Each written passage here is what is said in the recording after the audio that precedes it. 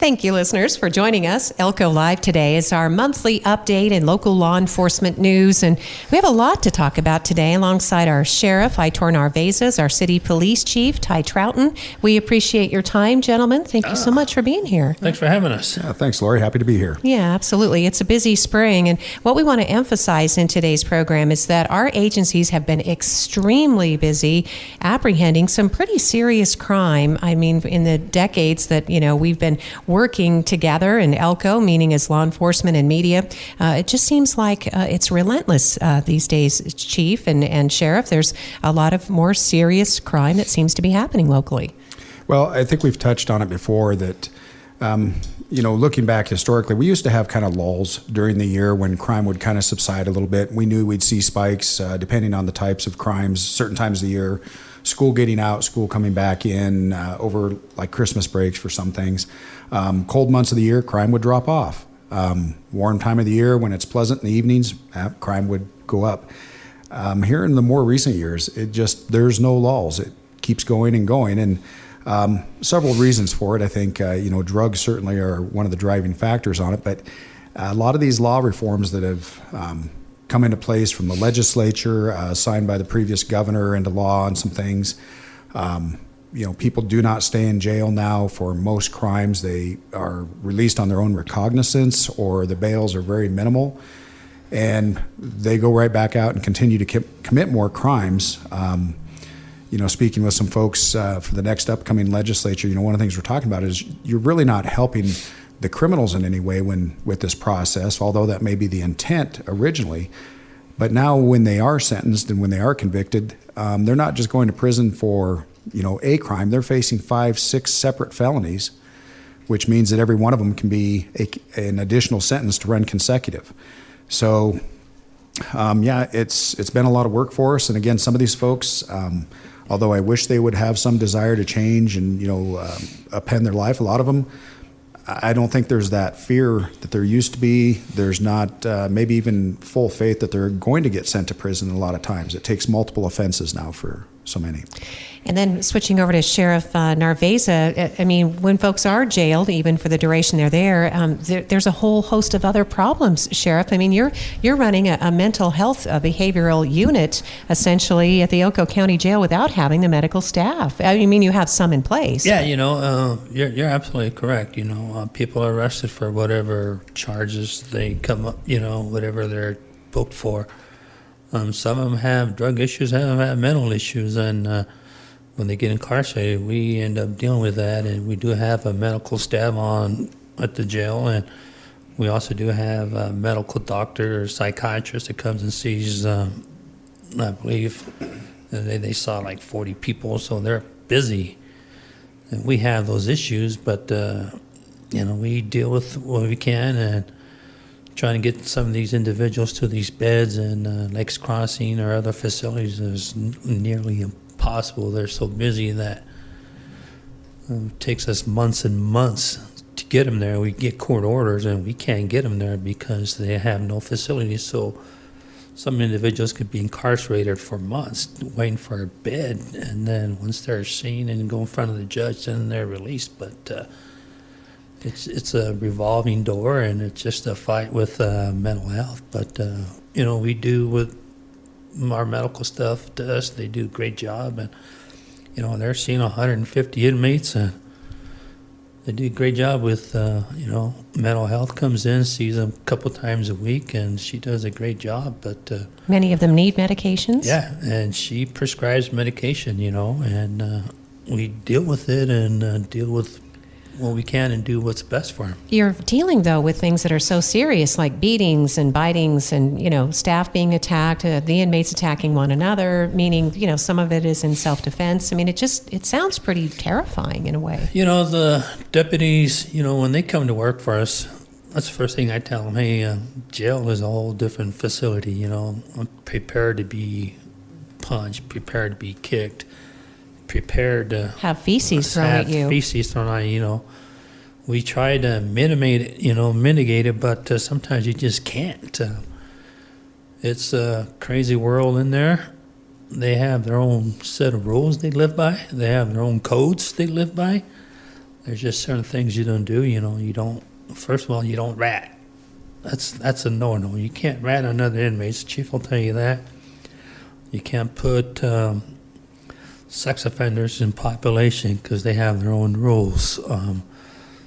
So you got to kind of take the good and the bad with it, and our staff does a great job, And Sheriff, I mean, this sounds like the kind of hierarchy you find at a state prison or federal prison level. I mean, this is a county jail. It is, it's, but you go back to these guys, a lot of these guys get released from prison and they come back into these facilities and they try to run these certain blocks and, there's some things if you talk back or you call somebody out or you call them the B word, you better expect a fight. It's all honor amongst thieves in there, and you don't call anybody out. You don't say nothing bad. And if you do, you expect circumstances and then we deal with it on the tail end of it, If we see it before it starts, we hope to, but sometimes we don't get it till you see it later. So it's difficult to protect someone who obviously is in there serving a sentence for, possibly a lesser offense, what would be a common crime in Elko. You're trying to do your time, serving on weekends perhaps, but they're at the... Yeah, the guys that come in on the weekends is really not that big a deal. They come in, they're made trustees, they clean up, do whatever they have to do. It's the ones that have been in there 6 months, but, according to the rules, you go by the rules in those cell blocks, and if you don't follow those rules, there's consequences. And like I said, we try to mitigate it. If we're aware of it, we move people around, try to put their safeties. And are we alone? I mean, are other counties experiencing this, Aitor? oh yeah, it's every day. I mean, you go to Clark County, Washoe, there's rules. Small rural jails, the same? Yeah, the only one is us and Ely, and Lovelock only houses, 25, 30, but we're the third largest county. We're the third largest jail facility in the state of Nevada. You got Clark County, Washoe, then us, so. But that's a lot of heavy lifting, Sheriff. I mean, this is the Elko County Sheriff's Office. You're patrolling, you're doing detective work. Yeah, that's just it, running a jail.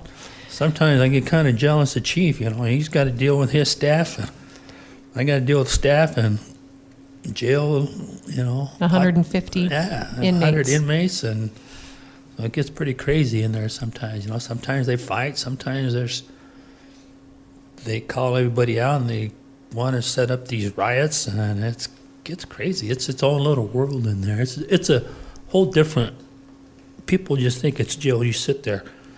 But it's not.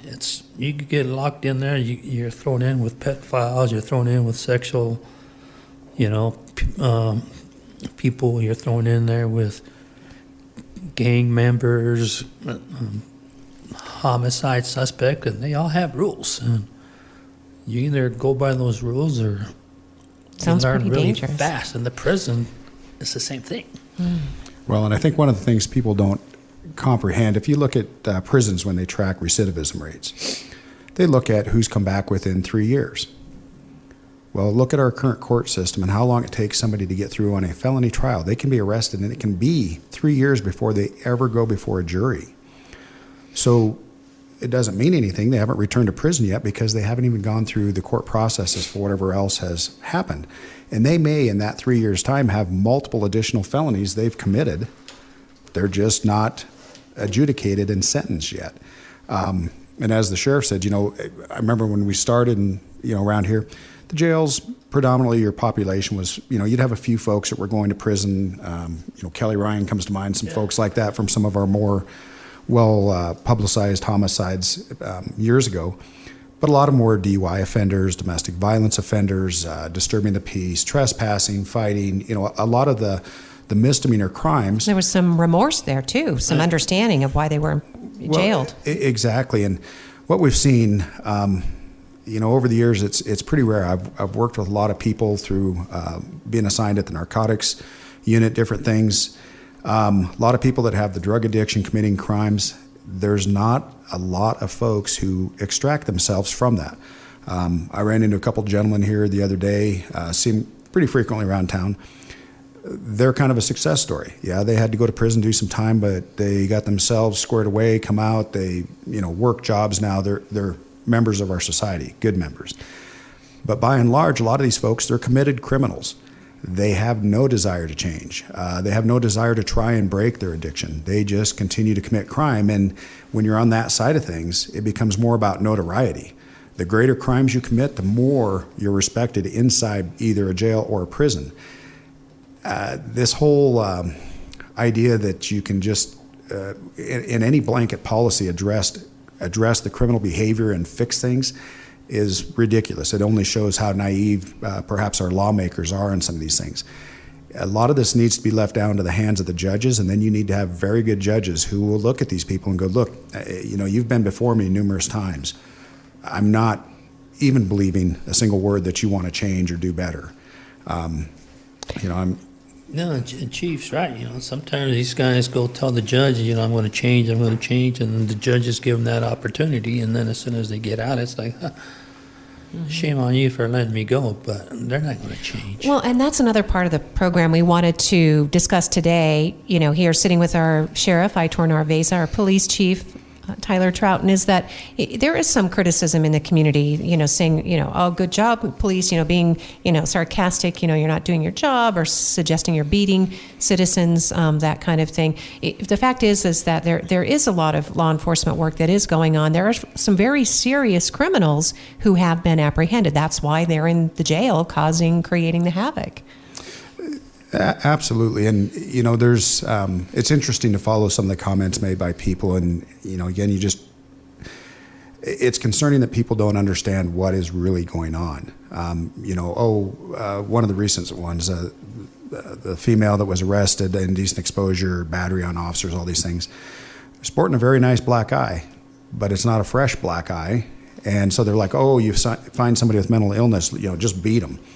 That's absolutely not what happens. And we have body cameras that show that. I've had to request these things because people insist, and then you look at the stuff and it's just not true. Well, they don't understand. Yeah, mental illness is a problem. In fact, here a couple hours from now, we've got yet another class of folks who have attended CIT going to be graduating just up the hill. 3 of my folks, I know juvenile probation's got some folks in there. Crisis intervention training. Right. Yes, crisis intervention team training. Great program. But just because somebody has mental illness doesn't mean that they're going to go with the program, that they're going to be able to communicate with you or work with you. Some of these folks, they are dangerous. They're not in a rational state. They're not going to be able to be talked into a rational state. Some of them have severe issues. They're not on medication. They may be self-medicating with drugs. You arrest them, there's knives tucked up their sleeves, and they're just looking to hurt somebody. They're almost like a wild animal at times. There's not much you can do. When you can't talk to somebody like that, then you have to get them into custody, put them in restraints. And you're protecting them as well, honestly. Correct. And, again, just so many in the public, I think, are naive and, don't comprehend what the job is really like. Hence one of the reasons why we have ride-along programs. Come out and see what, some of the stuff. Yeah. The sheriff's talking about, people that are smearing their own feces on the courthouse or in the jail cells, or there's just any number of things happening. Unfortunately, one of the folks had to extradite back here. We'd hoped it would have been an Elko County only warrant, but it didn't go through that way. She's one that's always out in public and masturbating, along and the roads nude, and stuff. Right? Yep. Yes, absolutely and so, nude. there's another person coming back how to do our you community. How do you protect that person, and then how do you protect the community too? So. And the other facet that always comes down, Elko is doing much better. We're getting more and more resources day by day. We just another new program where we can talk about Michelle Sandoval's group working a great program. Things are getting better there, but we can't make a person participate in those. We can't make a person go to detox. That the judges can through different sentencing guidelines, but as law enforcement, you can't just grab somebody and haul them off and say, hey, you're going to do this. They still have their rights. They still have their freedom of choice. And if they're not willing to do that, it really leaves no alternative but Chief arrest. Trout's absolutely right when he says we can't force them. I'll tell you, just in the last couple of weeks, we've taken 2 people that were sentenced to facilities, and one walked one walked away less than 24 hours, and then the other one walked away within 3 days. So even if they are sentenced, they're still walking away, and they're still doing what they're doing. And these are mental health facilities. These are facilities, and they're walking away. You know, our job is to get them there, and then once they get there, they sneak out or get out or just say, I'm done with this, I'm not going back. And so then, you know, they issue warrants for the arrest, or And the cycle starts we had again. one that came back and said, I'm not going there, turned herself in. And went back to the jail. Yeah, Wow, she interesting. came back in and turned herself in, and so now, you know, now she has to go in front of the judge and say, hey, you know, so now she gets whatever she was sentenced for because she didn't complete that part of it. So now it's between her and the judges, and so we'll hold them. So, and we do want to also explain to listeners concerned about this, while the jail is not at capacity, I mean, certainly you have this level of offender that you're, you know, suspects who are awaiting their, you know, trials, or obviously, but you also have a number of people who have been held waiting to go to prison. And that's been happening too. I got to give the judges kudos, you know, in the last couple of weeks, I was telling you earlier, the prison has come by, and a couple of weeks ago they took 9, I believe, and then the week after that they took like 6, and they just were there yesterday and they took like another 5. So in the last month, the prison's taken, you know, over 20 people, which is good for the community, because these are people that have been sentenced and they're going to go to prison for a long time, and whatever the crime they are for, you know. But you know, it takes a while for the system to kick in. You know, and like Chief said, it takes many appearances for court, and it could be 6 months from the time you're arrested up to a year, or maybe longer. But once they get there, they give them some opportunities, and then if they fail, they are sentenced, and the judges have been pretty hard on them, which is great. And that's what the community needs to understand, again, about the process. I was at a county budget meeting yesterday, Aitor, and among the agenda items was, it's quite a significant amount of money, but it's specifically for mental health counseling check-ins for your deputies. Correct. Yeah. You know, It's about $32,000, I think. yeah, and you know, Chief Trouten's going to have to do this. This is the mental health, no, not mental health, this is the mental evaluations that's set by the state and post standards. Let's be clear. Yeah. They're not evaluations. Well, they're- so we're required to have a yearly visit with a Physical. behavioral health provider. And in an Aitor's defense, I might check that agenda for you, just because I think it was worded evaluation, but I just want you to know that that's Yeah, yeah. so Basically, you have to go see a psychiatrist. a psychiatrist, Yeah. and the way I understand, and Chief can probably help me out here, it's because he's on that post board, but I think we just have to give him the opportunity to go, if I'm not correct, right, Ian? No, so they actually have to attend a visit, and that is actually a defined, basically medical term. Now, we cannot mandate or control what it is they talk about, you know, how much they talk. Or how little. Or how little. Right. Because this is an issue. Right. But what it does provide the opportunity for, and we just completed ours for last year and are set to do ours again in September, but find a good resource, and I think you're using the same one we are, Dr. Cassis. Even if they're just in the room, there's the opportunity to provide resources and things. And it, you know, some of the topics might be, you know, how are you sleeping, you know, any issues like that, you know, nightmares, all these things. But really what it comes down to, and again, people don't understand, and primarily because our only educational process is through movies and TV shows. But our officers, the deputies, go through a lot of things just in dealing with bodies. Just had a gentleman killed by a train in the vehicle. Those are not enjoyable opportunities. That's traumatic. Infants that are killed or, you know, die, different things like this. We deal with all these things, and they do have an effect upon you. The frustration of, you know, trying to do your job, doing the utmost, and arresting criminals only to see them, pursuant to the system, pursuant to the laws, immediately released to go out and continue committing crime. It makes it difficult when you have members of the public that presume they know how to do the job, and why won't you do your job? And it's not just for law enforcement. So there's often criticism of the judges, at times criticism of the district attorneys.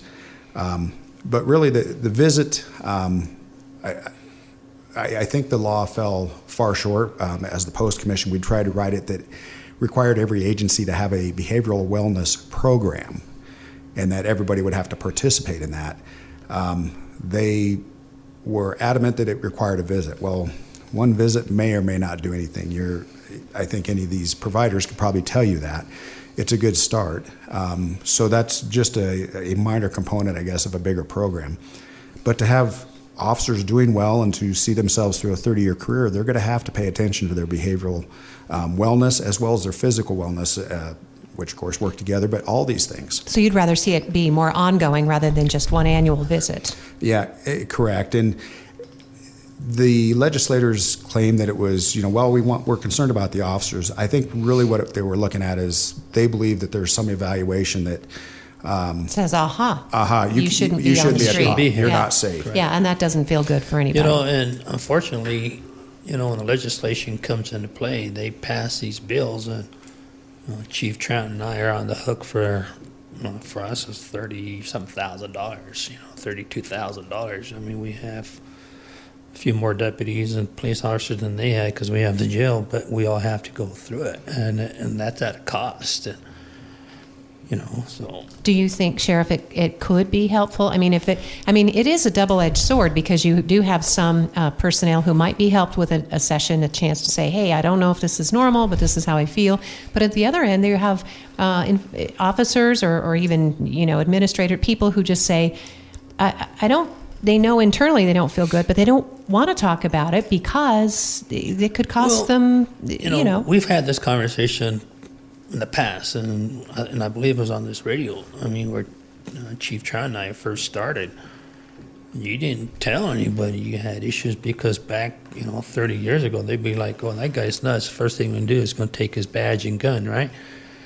And here you fast forward to 2024, and we have people that talk to doctors, like Chief said. You go back to Sergeant Jenkins when he passed away. Matter of fact, yesterday was his anniversary. So you go back to, we had people that were on scene that really struggled with that, and we have a program with the county that they can go talk to an individual, and it's awesome. It's worked really well, and so we encourage it.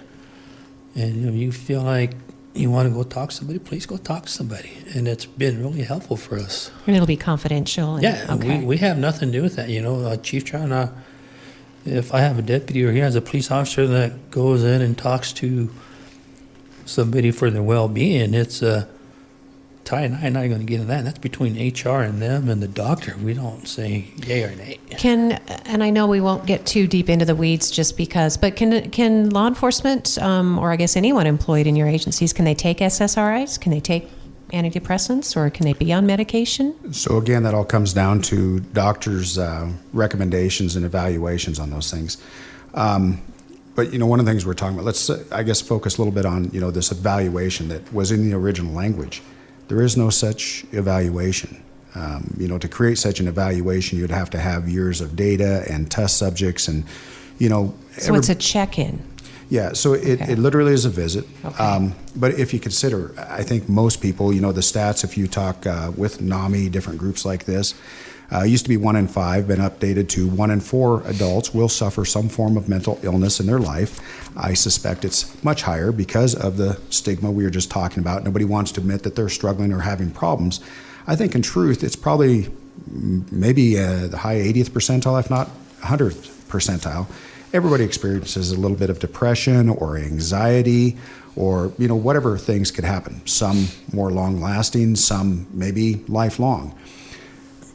We don't hold it against a diabetic that needs insulin or to take, medication. It's, your body's just not working right. Mental illness is just a different organ that's not functioning properly. And for some reason, there's stigma to it. I mean, the sheriff, we used to say, oh, that's nuts or that's crazy. Well, that's all kind of part of the stigma. It's that fear that, oh, man, that's horrible. A lot of history tied into it, of course. It used to be, I think, really almost a shameful thing. You'd have to put a family member in the insane asylum and all the negative connotations that come with that. As a society, we should be well beyond that now and just understanding this stuff and going, look, it's okay to get help. In fact, it's beneficial to get help. if you can address things in a healthy way, find, I guess, actions or things to do that help you. It doesn't always have to be medication, and in many cases is not. Those help, and so you can maintain your own mental wellness throughout things. Maybe that's physical fitness, maybe it's meditation, maybe it's who knows what, staying active. I mean, there's a lot of things to do, but unfortunately for a lot of folks, there's that fear. We're still working on that, right? Okay. Still working on that stigma, and that's in the community as well as law enforcement. When Chief Trouten and I started, we go back 30 years ago, there was a whole different law enforcement back then.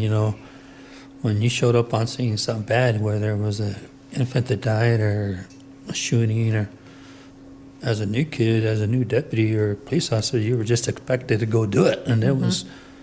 And those old timers were like, just get it done. And times have changed, Because we saw that result in alcoholism and death. I mean, there's suicide, certainly divorce. Law enforcement has a high rate of suicides because of that, what Chief Trouten was saying, So, we encourage our guys to go talk to people, get out, exercise, get to the gym, go ride bike, and Chief, I'll tell you, a good home life makes a big difference, I mean, when you got good kids, good wife, and you got a lot of support, in the community and the family, it makes a big difference. It really does. Sheriff Aitor Narvaiza, along with our city police chief, Tyler Trouten. And Chief Trouten, I want to make sure I give you the opportunity too. I saw where you were, you're looking for a chaplain, and that's a big part of what we're talking about. That's a big job that for no money, right? Being the chaplain. Well, chaplain or chaplains. Okay. Chappie passed away here several years ago. Was a phenomenal individual. I know the sheriff knew him well. He used to work with the trustees and stuff. The value of a good chaplain or chaplains is immense. There's not a lot of times when they're called anymore, or probably not as much. But when a family loses a child or a family member or whatever, something traumatic happens, a lot of them do not have a religion. Many of them may not even have a belief system. And somebody, man, if I could recreate Chappie, he was phenomenal. He was good with just coming there and sitting with them and being there for them, and then just talking about life, kind of helping them through that, rather than again leaving the person to just sit there and ruminate on this very negative event. We've been looking for one previously and haven't had anybody come forward. We're hoping somebody would come forward. It's not a huge, or I shouldn't say it's not a frequent occurrence that they would be called out. However, they're very useful in many situations, and we desperately need them. So if there is somebody coming there, yes, the financial pay is nada.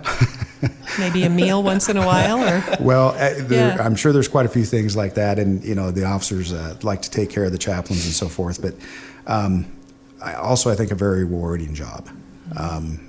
The opportunity to truly help somebody in some of the worst circumstances. So we should explain that the reason you want a licensed clergy is because of the background check that you need to have done, or? Well, yeah, so there is background associated with it, but there are laws controlling that. They do have to be, a member of the clergy. They also have to have so many years of experience in that. It's not somebody who just decides, hey, I think I'll do this and I'll go take an online class and get certified. They actually have to have some experience in doing that, and there's a reason for that. You're dealing with folks in a very difficult time. It really, really helps to have some experience and have some, history in dealing with these things. Like I said, Chappie was a wise individual. He knew when to share something. He knew when to keep his mouth shut and just be there. Sure miss him. But yeah, that's the kind of folks we're looking for. Yeah, we have chaplains that go into jail all the time and visit inmates. They have, like Chief said, they have to give fingerprinted backgrounds, and they go there and they go to the jail and they talk to the inmates a couple of days a week, and they do a very good job. But they do have to give fingerprinted and background check really quick because they are dealing with criminals, and we are giving them access to the jails. So. All right, so we're helping put the word out there. I ran into the other day, Chief Songer. Oh my goodness! Wow. Yeah, I saw him That's great. I saw him at Sheriffs and Chiefs. At Western States. So is he moved away from the community, or? Oh heck no, he's still He's still sheriff. Oh. He is a sheriff in Washington. Yeah, in Washington State. I can't remember. Oh my I can't goodness. remember the county he's in, but there's about 30,000 people, and we had a good chat, had dinner, and got to laugh. But I was talking to him, and he said, "Where are you from?" I said, "I'm Elko," and he's like, "Oh, I'm from Elko." I said, "Yeah, no, I know, Chief." And then when I told him who I was, he was like, he's 80 years old. He's the sheriff. And he was telling me in June he's going to have 55 years in law enforcement. Is that crazy or what? But he's still very active. Absolutely. Looked good. Yeah. He was awesome to talk to and just reminisce. And looks good. Wow, that's great. Thanks for reminding us of that. I mean, long line of very caring individuals who have held these very difficult positions of both these men that are sitting here today, that we have the benefit of having these candid discussions because, frankly, we're asking the community for help and for understanding and for participation in this as much as possible. Right, Chief? Well, absolutely. We've talked about many times we have to have the community working in conjunction with us.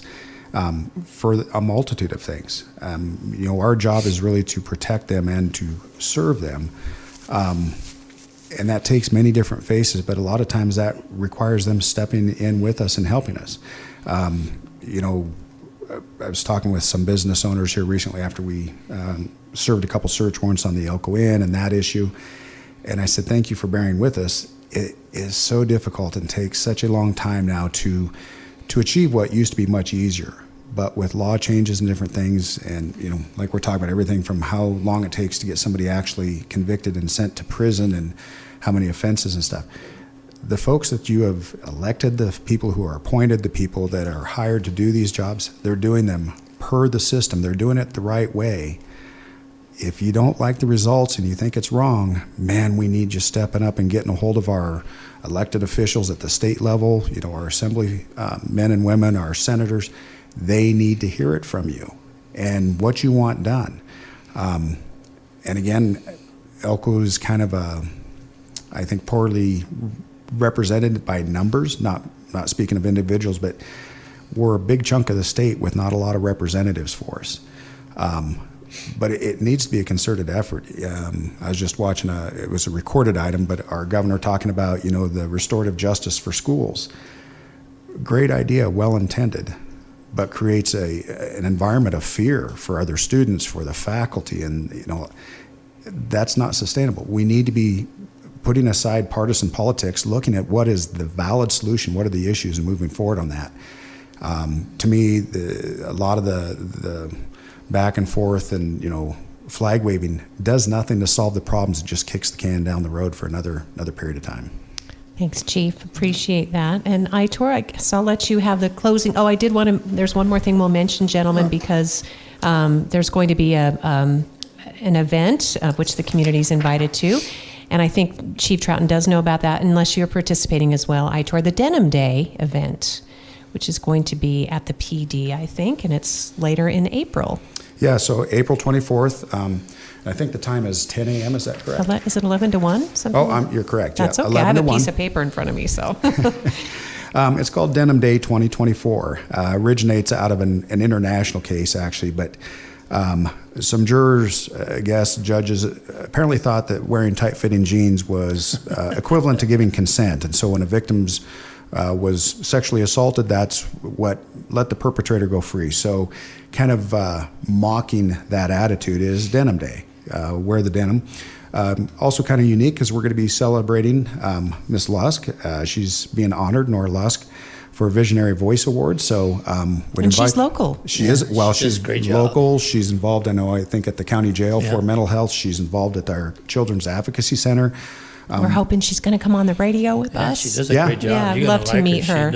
She does a phenomenal job. She's very fantastic. Good lady. She could be so inspiring. Yeah, she's going to be honored and recognized for that outspokenness and the advocacy to help victims of sexual assault in particular, whether women, children, men certainly can be sexually assaulted, but to stand up, to speak up, and to feel supported in the community and bring perpetrators to justice. Hey, absolutely. So we want to encourage people, come out, wear the denim, show show your support for that, which is kind of nice. We're kind of a ranching community. That's not a big ask. But yeah, definitely necessary. I think there's many in the public where too. We just had a recent case where the perpetrator was let off. And man, that's disheartening. It's horrible for the victim, their family. We're just aghast that sometimes people don't comprehend these things. So, it was by a jury. So that's what people acquitted by a jury. Yes, it's a jury trial. And there was video of this sexual assault. Essentially, a person is passed out, unresponsive, sexually assaulted, but some previous actions equate to consent. And I can't believe that in 2024 we still have people that are that upside down in their thought processes. Mm-hmm. Well, that's even more reason to support this event on Wednesday, April 24th, to support victims of sexual assault and to, spread awareness and also to, perpetuate the advocacy for victims so that we can, again, bring perpetrators to justice. If this person got away with it one time, they may think they can do it again. Correct. So, you're absolutely right. So it'll be time to. Well, Aitor, thank you so much. No, thanks for having us. We appreciate it, Sheriff. Did you get to all the things you were hoping to we today? Talk about it some other time. No, we're fine. This was. You have some other stuff? Oh, no, gosh. this Okay. was great conversation. This was good. Well, as always, appreciate it. You, Sheriff Aitor has a different job in the chief in that the sheriff is elected to office, and he can be politically motivated, which makes it difficult to understand sometimes, whereas Chief Trouten answers to a nonpartisan Elko City Council. Your budget is unfortunately not controlled by you alone. You have other people who direct your funding. Yeah, I have the county commissioners, and they do a great job with us. We want always, Chief Trout and I always want more money, but there's a give and take. So one year we get more than we probably should, and next year we probably get a little bit less. So it's a give and take process. But I'd just like to say one thing, like Chief Trout said, we do need the people in our community to help us out. Ty and I can only do so much. I am the sheriff, he is the chief. And we need the people's support and the people's help to help us to do a better job and stay busy and help them out. Help us out with crimes, witnessing, that kind of stuff. So thank you. All right. Thank you, Sheriff. Thank you, Chief Trouten. Thanks, Lord. Thanks, listeners, for joining us for Elko Live today here on KELK.